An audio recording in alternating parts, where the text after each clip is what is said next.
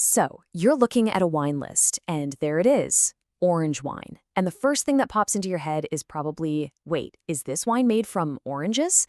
It's one of the hottest things in the wine world right now, but it's also one of the most misunderstood. Today, we are going to uncork the real story behind it. Okay, let's just tackle the elephant in the room right away. The number one question everyone has. I mean, you hear orange wine, and your brain instantly pictures oranges.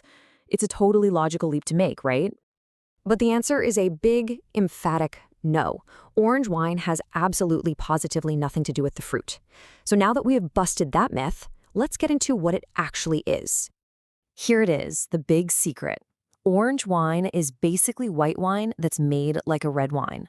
It starts with white wine grapes, but, and here's the twist, instead of removing the skins and seeds right away, the winemaker lets them hang out and ferment with the juice, just like they do with red grapes. So really, you should think of it as the fourth category. You've got red, white, rosé, and orange.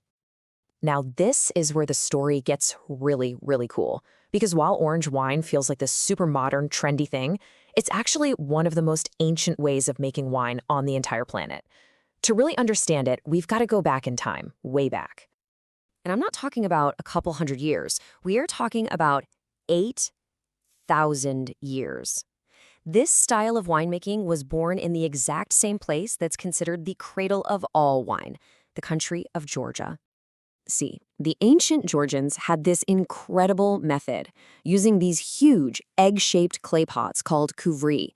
They'd load them up with everything, the grapes, skins, seeds, you name it, and then they'd bury the entire vessel underground. The earth itself acted like a natural cellar, keeping the temperature perfectly stable while the wine just did its thing for months. This tradition is so important, it's actually protected by UNESCO as part of our world's cultural heritage. So, if it's so ancient, why are we just hearing about it now? Well, for millennia, this was simply how you made wine. But in the 20th century, modern industrial winemaking took over, and this traditional style nearly vanished. It was almost lost to history until the late 1900s, when a few trailblazing winemakers in Italy and Slovenia looked back to Georgia for inspiration and single-handedly sparked the global revival we're seeing today. So we've got the history down, but let's get into the nitty-gritty of what's actually happening in the winery. It all boils down to one fundamental technique that gives this wine its name and its character: the art of skin contact. This chart makes it super clear. For a standard white wine, you press the white grapes and get rid of the skins right away. For a red wine, you use red grapes and let the skins soak in the juice.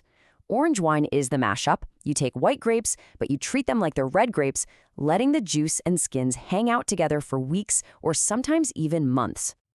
And why does that matter? Well, because those grape skins are where all the magic is hiding. That's where you get the color from, a ton of complex flavor, and something really important called tannins. This skin contact is what gives orange wine its beautiful amber color, its unique aromas, and, most importantly, a texture that's completely different from any other white wine. All right, we know the history, we know how it's made, but the million-dollar question is, what does it actually taste like? This is where orange wine really goes off-road and creates a whole new experience.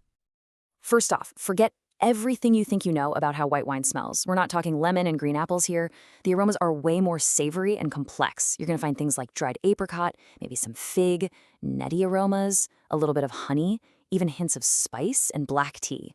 And yeah, sometimes you do get a little whiff of orange zest, which, let's be honest, probably adds to the confusion. And on the palate, it's just as fascinating. The flavors are less like a crisp, fresh apple and more like a bruised or baked apple, along with those nutty, dried fruit notes. But the real game changer is the feel. Thanks to that skin contact, orange wines have tannins. You can feel them. They give the wine structure and a little bit of grip in your mouth, almost like a light red wine. It's a texture that can really catch you by surprise.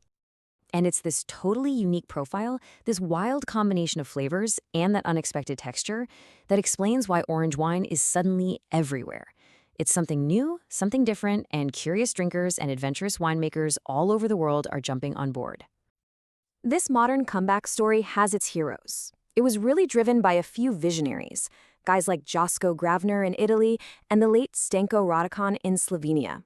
They were the ones who traveled to Georgia, saw the ancient Kvevari methods with their own eyes, and brought that whole philosophy back to Europe.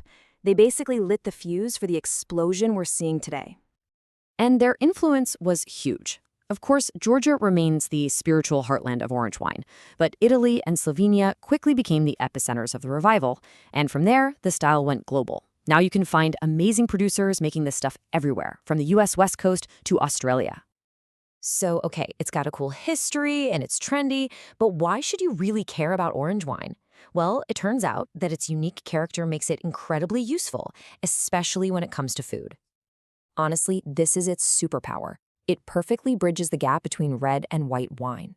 It's got the body, the structure, and the texture of a red, but it still has the bright, refreshing acidity of a white.